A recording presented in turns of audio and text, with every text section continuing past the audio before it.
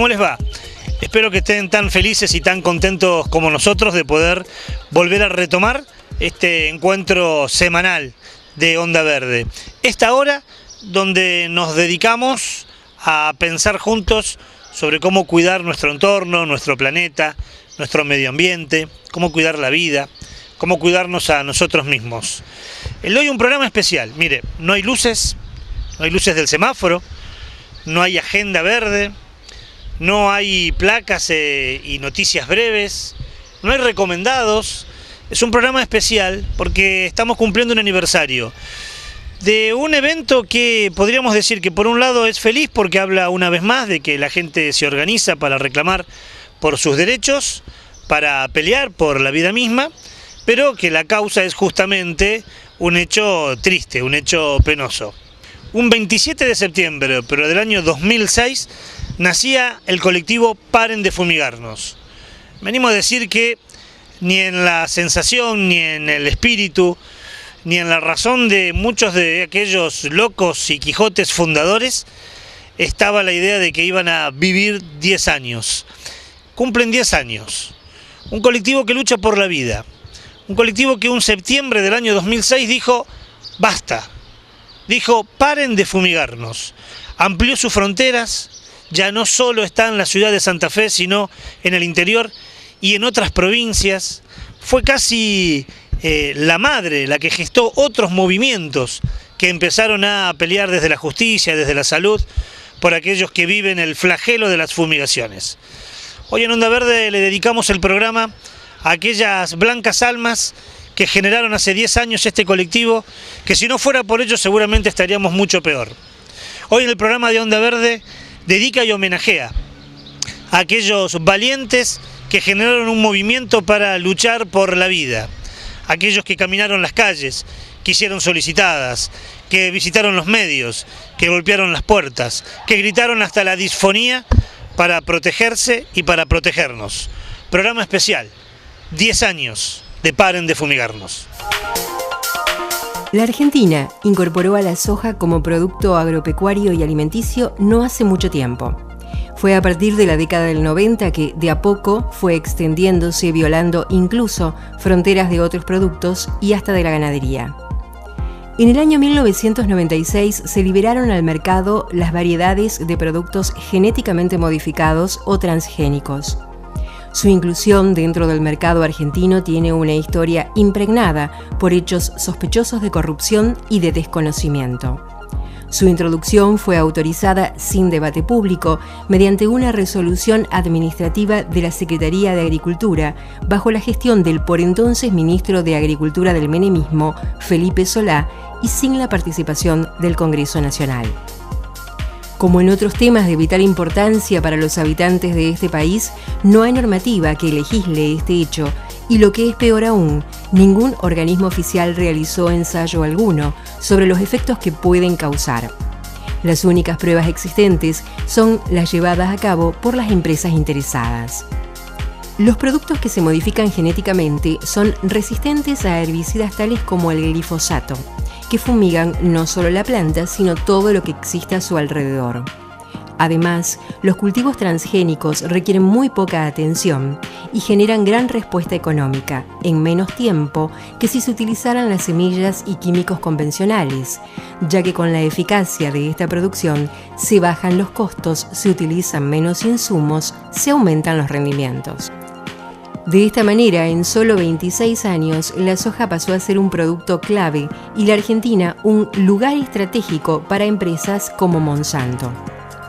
El campo argentino cambió, se creó un tipo de agricultura sin agricultores y quienes tienen en sus manos y en su esfera la producción genéticamente modificada son unas pocas empresas que, además, han monopolizado a la industria agropecuaria. No obstante, no solo se perjudica la actividad agropecuaria y a quienes la producen, sino también al ambiente, que en este caso se ve afectado por las prácticas intensivas y por el uso de agroquímicos. Sufre también la población que, por vivir en cercanía a los campos fumigados, padece los efectos de los herbicidas en su salud. Y aquellas comunidades que no habitan cercanas a áreas de producción rural tampoco quedan exentas de perjuicios debido al desplazamiento del veneno por acción de los vientos, la contaminación del suelo y el agua o por la ingesta de alimentos no aptos para consumo. Muchas fueron las secuelas que trajo este tipo de producción agrotecnológica. La afectación en la salud humana fue una de ellas. A poco tiempo de instalarse el cultivo transgénico y aplicarse las fumigaciones, empezaron a verse una serie de enfermedades en las localidades expuestas. Trabajadores del campo, habitantes de pueblos rurales, docentes de escuelas y alumnos comenzaban a sufrir patologías raras para esa comunidad. El aumento en los índices de enfermedades como el cáncer, leucemia, enfermedades de la piel y respiratorias, los abortos y malformaciones comenzaban a ser una constante en localidades que lo único que tenían en común era que su superficie era fumigada. En este contexto nace una campaña que hará historia. Nace Paren de Fumigarnos.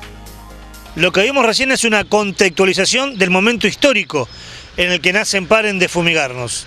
Allá por la década del 90, como bien lo explicábamos recién, un modelo de agricultura distinta, diferente, transgénica, se instala en Latinoamérica y también en nuestro país. Ese modelo de agricultura deja afuera grandes bolsones de poblaciones que las expulsa del trabajo y a grandes poblaciones que compromete su salud. No podían pasar desapercibidos ni tampoco podía no preocupar a alguna gente. Por eso en septiembre del 2006 nace este colectivo, el colectivo Paren de Fumigarnos. Son 3 instituciones las que comienzan a gestar esta idea loca, bellamente loca. Y son justamente algunos de sus fundadores los que nos explican cómo nace Paren de Fumigarnos.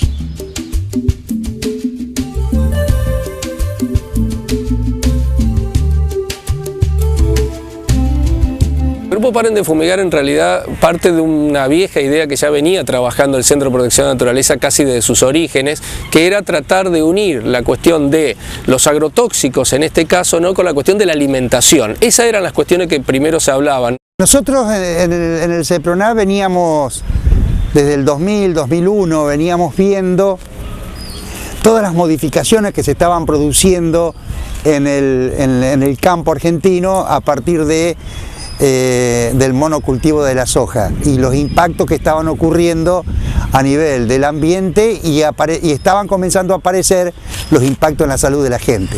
Y aparte era el gran avance de la frontera agropecuaria que existía en ese momento, o sea, lo que se llamó el proceso de sojización, hizo impacto sobre el ambiente, o sea, que teníamos destrucción de hábitats naturales, deforestación, teníamos utilización de agrotóxicos y también cambios en la dieta alimentaria de la gente. Entonces todo esto, digamos, se une prácticamente. Recordemos que en el año 96 es cuando empieza la soja transgénica. Nosotros ya comenzamos a hablar del tema alimentación en el 2001, cuando estaba el plan Soja para Todos, donde a la gente que no tenía que comer se le daba soja, pero resulta que era tal como venía del campo, o sea, con agrotóxicos y demás. Y bueno, desde ahí empezamos nosotros ya a ver de que algo raro estaba sucediendo, más todos los indicios que teníamos de lo que pasaba a nivel ambiental.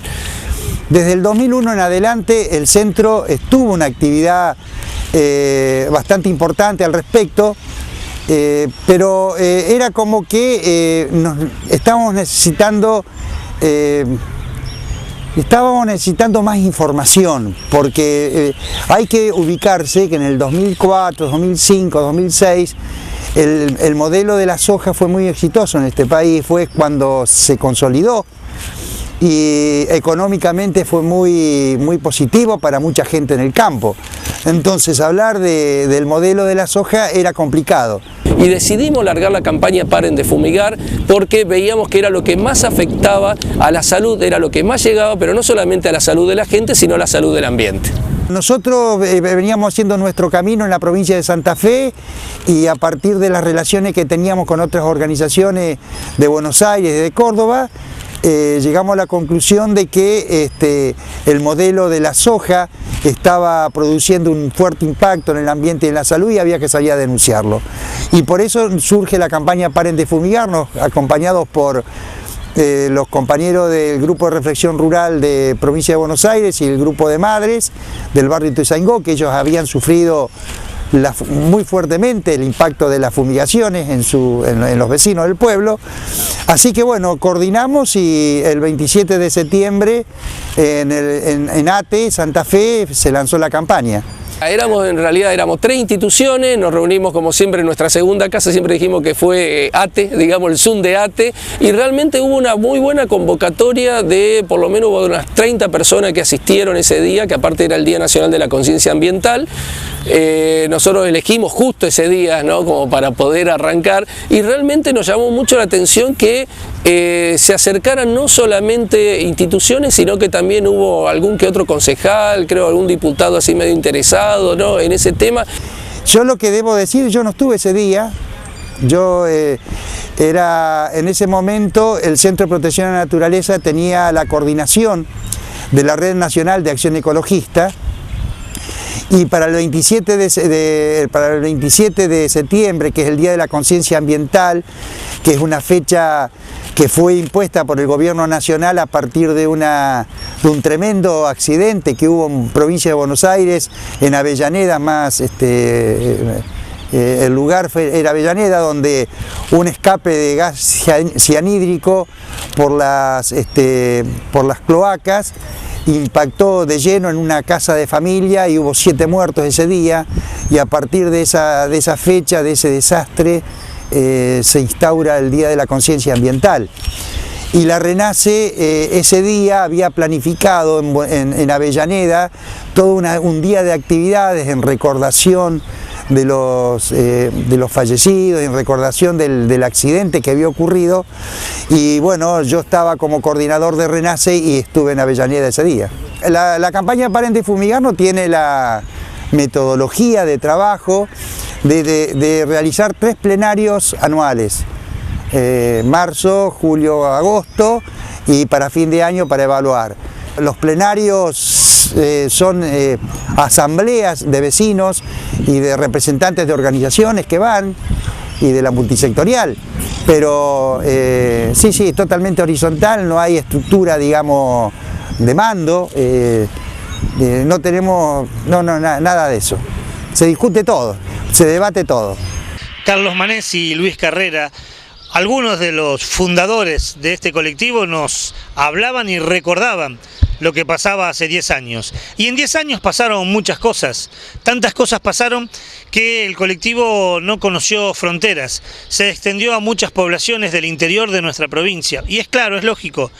Esas localidades sufrían los mismos efectos que sufren otras y necesitaban agruparse. Por eso no solo se extendió al interior de la provincia, sino también a otras provincias. Eso es lo que vamos a poder recordar en estos momentos que siguen. Lo que podemos llegar a decir como los grandes hitos son el caso de San Jorge, digamos, el fallo judicial de San Jorge, que permite visibilizar y dejar sentado jurisprudencia. O sea, estamos hablando un caso que era la primera vez que se daba y que sienta jurisprudencia a nivel nacional. Entonces, eso a nivel legal. Otro de los grandes hitos fueron todos estos encuentros que fuimos haciendo en la campaña Paren de Fumigarnos en toda la provincia, por ejemplo, donde fuimos sumando una mayor cantidad de gente, en especial en el centro norte de la provincia. Pero también una de las cosas más importantes es haber podido extenderlo a otras provincias. O sea, hemos estado en el Chaco, en Corrientes, en Entre Ríos, en Buenos Aires muchísimas veces, Córdoba, Santiago del Estero, y eso no es solamente mérito de la campaña, sino de los grupos que se fueron formando en cada una de las provincias, intercambio de información, y cada vez más pudimos hacer crecer este clamor, digamos, ¿no?, de la gente en cuanto a la preservación de su salud. Mi nombre es Laura Arévalo y esta ciudad es Totoras. Hace 10 años que soy vecina autoconvocada de la ciudad de Totoras y perteneciente a la campaña Paren de Fumigarnos. Y Totoras, como ustedes podrán observar, es igual a tantas ciudades rurales de la provincia de Santa Fe, de toda la extensa provincia de Santa Fe. Como ustedes podrán ver, atrás mío hay un campo de soja. Por supuesto que se fumiga, y aquí donde estamos en este momento es un paseo muy lindo, muy arbolado, pero la gente camina, por las tardes viene a tomar mate, viene a jugar con sus niños pequeños, pero frente, como ustedes podrán observar, están las fumigaciones. Bueno, San José de la Esquina es uno de los típicos pueblos muy ricos del sur santafesino, donde la vedette evidentemente es el monocultivo transgénico de soja. Por excelencia, toda esa zona es zona agrícola ganadera. Ahora es solamente agrícola. ¿Y por qué? Porque ya no hay ganadería. Ya todo el espacio que antes se utilizaba para la ganadería lo ocupa el monocultivo transgénico. Y los campos están condicionados también porque están rodeados de campos sojeros. Y en épocas de fumigación, esos campos son fumigados tan en forma aérea o terrestre con mosquitos, así que esos campos también están bastante condicionados porque los alimentos de los animales no son naturales, evidentemente. Tiene algún tipo de contaminación por las dispersiones de las derivas, debe haber. Y María Juana tiene el mismo problema que tienen todos los pueblos de la Pampa Sojera. Lo que pasa es que probablemente tenga muchos problemas juntos, todos amontonados. Tenemos plantas de acopio dentro del pueblo, tenemos los camiones que se dirigen a esas plantas con toda su carga, esparciéndose por el aire, tenemos fumigaciones a 100 metros. Yo estuve mucho tiempo compartiendo en Andalgalá contra la mega minería.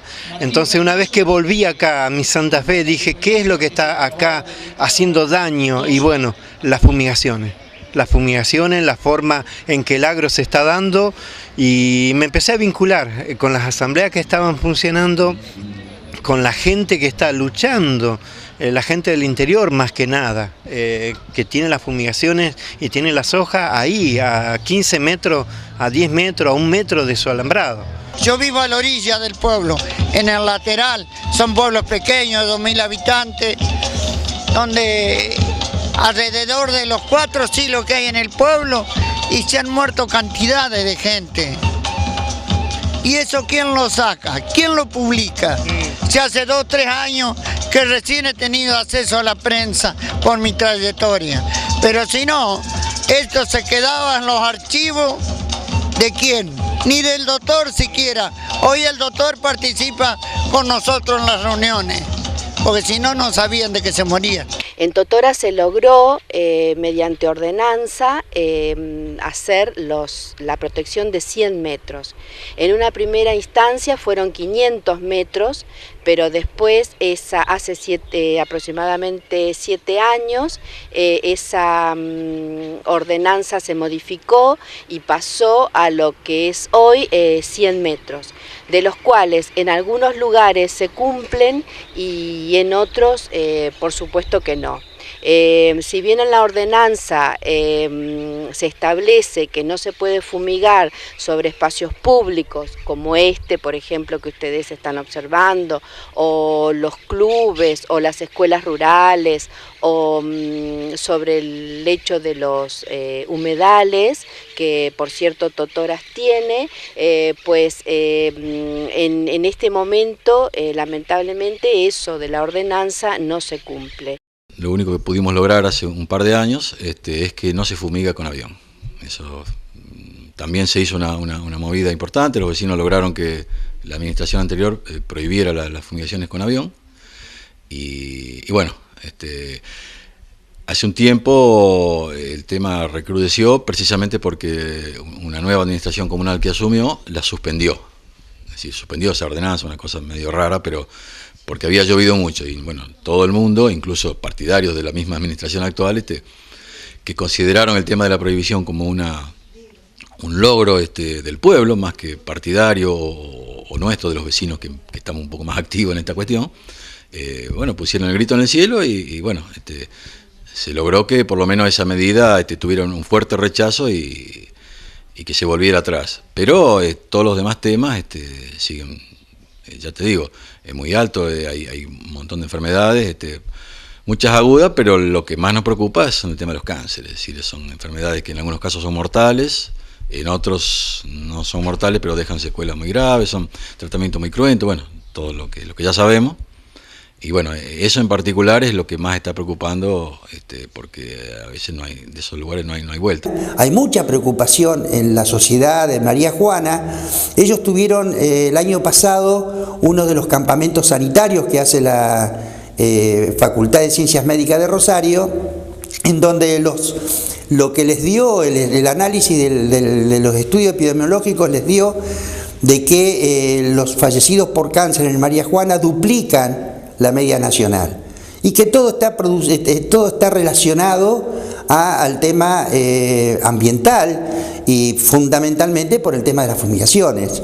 San José de la Esquina es uno de los tantos pueblos que yo lo llamo, y a veces se molestan, pero yo prefiero que se molesten y que se despierten. Es un pequeño oasis de la indiferencia, como todos los pueblos del sur. ¿Por qué? Porque este tipo de explotación genera muchísima renta. Entonces es lamentable que se esté priorizando priorizando rentabilidad a costa de la salud. ¿Y por qué digo esto? Porque en estos pueblos, aunque se lo niegue, aunque no quiera aceptarlo, hay una gran cantidad de males y de enfermedades que antes no eran tan comunes. Y no tengo por qué esquivarle el nombre a las enfermedades, los cánceres me refiero, a la tiroides, que se ha hecho ya tan común que ya nadie se sorprende ni se pregunta qué nos está pasando. Entonces es una negación de la realidad y es una negación a una calidad de vida que nos merecemos. Se han sumado gremios a esto, gremios que empiezan a ver que aún para la cuestión laboral de ellos es un problema. Hoy cuando hablamos de escuelas fumigadas estamos hablando de docentes y niños fumigados. ¿Qué te dicen los profes? ¿Qué te dicen los maestros de las escuelas rurales? Bueno, en primer lugar, muchísima preocupación, ¿no? Muchísima preocupación porque ellos saben de esta problemática, saben de que que muchos de sus alumnos que no van a la escuela por la problemática de la fumigación. Así que esto para nosotros es tremendo e implica además un compromiso muy fuerte para poder subsanar esta situación. Esta situación nosotros estamos convencidos que la vamos a subsanar con decisiones políticas. Y hoy a nivel provincial nosotros hablamos de que la campaña Paren de Fumigarnos está presente en más de 50, 60, 70 pueblos, con grupos de vecinos autoconvocados, con grupos de organizaciones sociales, a partir de los gremios, a partir de la multisectorial Paren de Fumigarnos. Eso fue muy importante porque permitió de que lleguemos a muchísimos lugares donde era difícil llegar, pero seguramente arriba de los 60, 70 pueblos hay grupos, hemos estado haciendo actividades, hemos ido a charlas, hemos repartido las revistas, volantes, o sea, es importante la cantidad de pueblos que se han cubierto. Son los testimonios los que estamos escuchando de los protagonistas que en algún momento pasaron por Onda Verde y que de nuestro prolífico archivo lo estamos trayendo hoy a colación a partir de lo que significó este movimiento. Un movimiento que, como bien decía Luis Carreras, tiene un hito, que es la sentencia judicial en San Jorge que genera el inicio, la génesis de este movimiento. Nos queda mucho para recordar y para homenajear, lo vamos a hacer después de este primer corte comercial.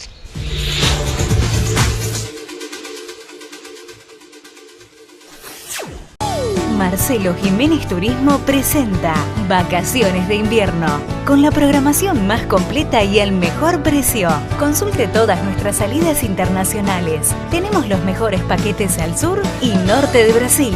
Recordá que podés consultar todas nuestras salidas en nuestra web www.marcelojimenez.tour.ar o en la revista de Cable Video.